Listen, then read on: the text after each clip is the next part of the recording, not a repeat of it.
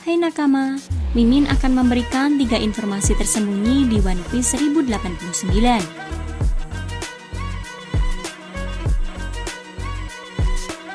Ada berbagai informasi tersembunyi yang penting luput dari perhatian para fans dalam beberapa poin yang muncul di manga One Piece chapter 1089 kemarin.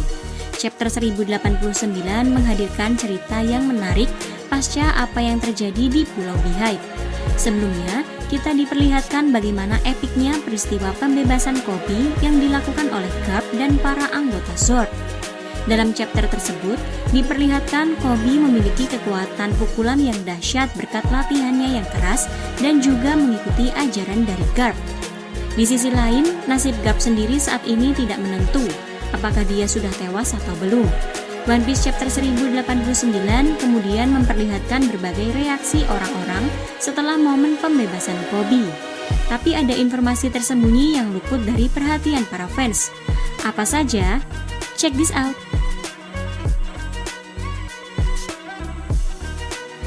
Yang pertama, pengetahuan Whoop's Lab tentang masa lalu.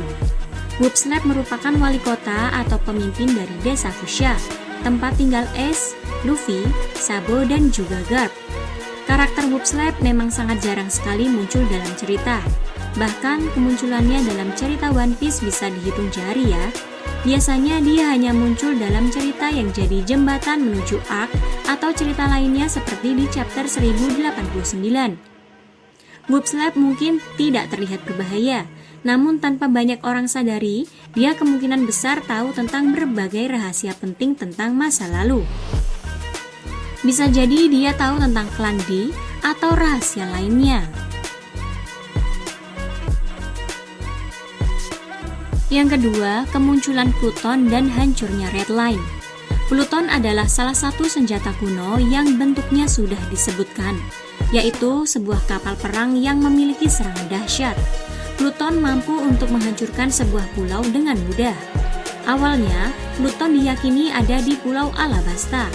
Namun, menurut pengetahuan Nico Robin, ternyata sebenarnya Pluton ada di negara Wano yang kemudian dikonfirmasi oleh Kozuki Sukiyaki.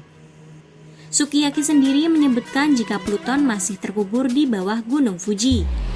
Dan menggunakan Pluton sama dengan membuka perbatasan dari negara Wano. Namun, kita masih belum tahu seperti apa wujud aslinya.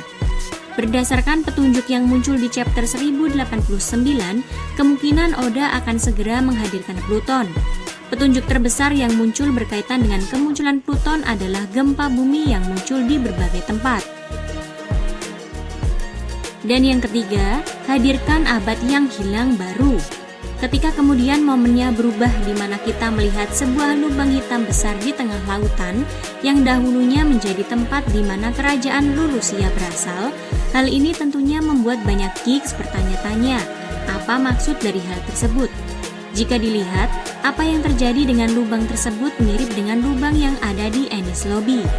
Namun, lubang hitam di bekas wilayah Lulusia bisa memiliki arti yang berbeda, yaitu akan muncul abad kekosongan yang baru atau New Void Century. Hal ini memang keinginan dari Im untuk mengulang kembali abad yang kosong atau hilang, dan keinginan tersebut didukung oleh ucapan dari Gorosei yang hendak melakukan pembersihan besar-besaran atau Great Cleansing.